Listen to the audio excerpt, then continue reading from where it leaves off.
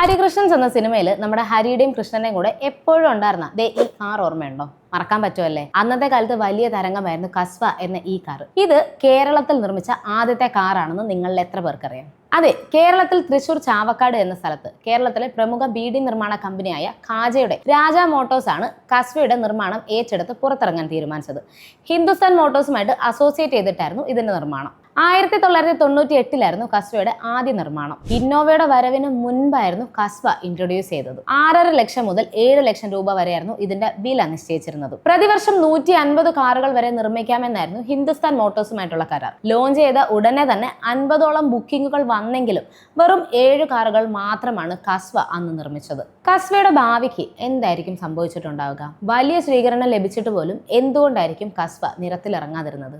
ഇനിയും കസ്വ വരണം എന്ന് ആഗ്രഹിക്കുന്നവരാണോ നിങ്ങൾ? കമന്റ് ബോക്സിലൂടെ അറിയിക്കുക.